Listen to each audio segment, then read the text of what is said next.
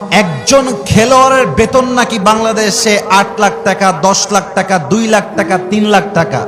যে খেলোয়াড়ের কাজের সঙ্গে ইসলামের কোনো সম্পর্ক নাই, কোরআনের কোনো সম্পর্ক নেই, তার বেতন যদি হয় ২ লাখ থেকে ১০ লাখ টাকা পর্যন্ত, তাহলে আমার তো মনে হয় ইমামের বেতন ২০ লাখ টাকা হওয়া দরকার রংপুরের ভাইরা আমার। তাহলে কেন এই বৈষম্য তৈরি করা হয়েছে? কেন এই ফারাক তৈরি করা হয়েছে? আমাদের মতো আলোচকরা মাহফিলে গেলে আপনারা ১ লাখ টাকা দিয়ে দেন, ১ ঘন্টা ওয়াচ করে ১.৫ লাখ টাকা দিয়ে দেয়। এটা আমি আপনাদেরকে ব্লেম করছি না, আঘাত করছি না। আমার কথা হচ্ছে আমিও আলেম, তিনিও আলেম, আমিও হাফেজ, তিনিও হাফেজ।